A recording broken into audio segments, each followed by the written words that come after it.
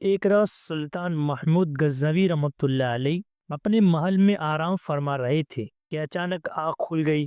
بہت کوشش کے باوجود دوبارہ نیند نہ آئی۔ کروٹیں بدلتے رہے مگر دل بے چین ہوتا چلا گیا۔ اللہ سے ڈرنے والے اس عادل بادشاہ کے دل میں خیال آیا کہ شاید کسی مظلوم کی آہ سونے نہیں دے رہی، یا کوئی بھوکا فقیر مدد کا منتظر ہے، اسی لیے نیند چھین گئی ہے۔ سلطان نے خادم کو حکم دیا، باہر جا کر دیکھو کوئی فریادی تو نہیں آیا۔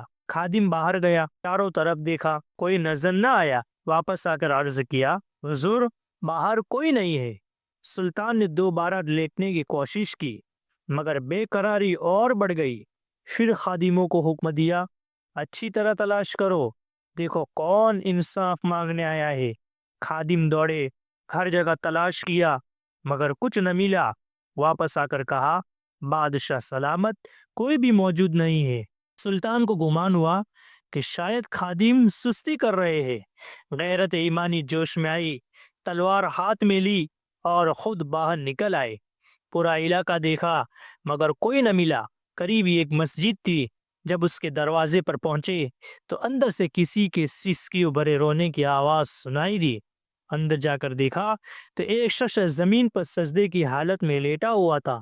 آنسو بہہ رہے تھے اور وہ آہستہ آہستہ کہہ رہا تھا، اگر سلطان کا دروازہ بند ہے تو کیا ہوا، رب سبحان کا دروازہ تو کھلا ہے۔ اگر محمود ولی سو رہے ہیں تو کیا ہوا، ہمیشہ جاگنے والا اللہ جاگ رہا ہے۔ یہ سن کر سلطان محمود آگے بڑھے اور فرمایا، محمود کی شکایت کیوں کر رہے ہو؟ وہ تو ساری رات تمہیں ڈھونڈتا رہا، بتاؤ تم پر کیا ظلم ہوا ہے، کس نے تمہیں ستایا ہے؟ وہ شخص کھڑا ہوا اور پھوٹ پھوٹ کر رونے لگا، اے سلطان وقت، ایک درباری نے میری عزت پامال کرنے کی کوشش کی ہے، میں اس کا نام نہیں جانتا۔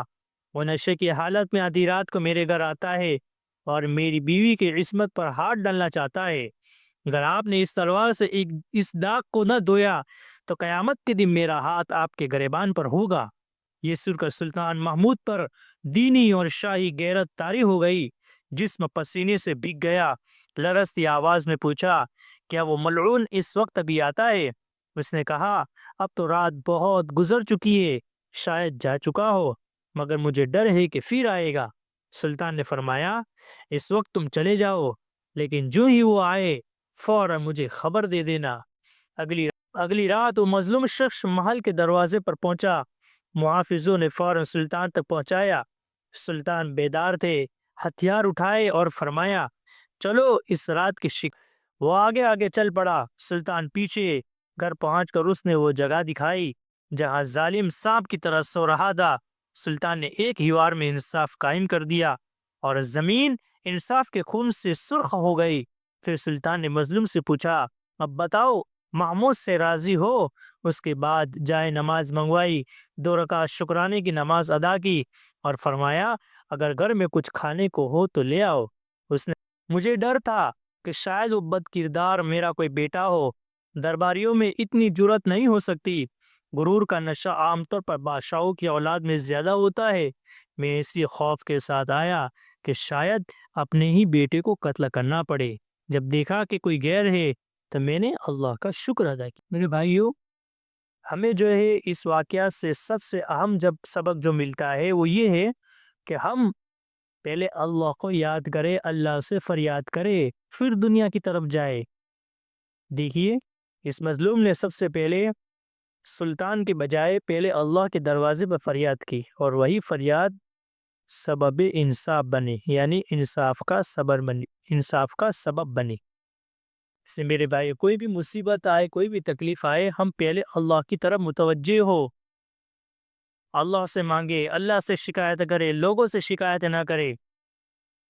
اگر ہم اللہ کی طرف متوجہ ہوں گے تو پھر اللہ تبارک و تعالی ہماری مدد کرے گا۔ اگر ہم دنیا کی طرف بھاگیں گے، لوگوں سے شکایت کریں گے، تو پھر اللہ کی کوئی مدد نہیں آئے گی۔ اس لیے ہماری ہر تکلیف، ہر پریشانی اللہ کو بیان کرے، اللہ کے سامنے بیان کرے، اللہ ضرور جو ہے مدد کرے گا۔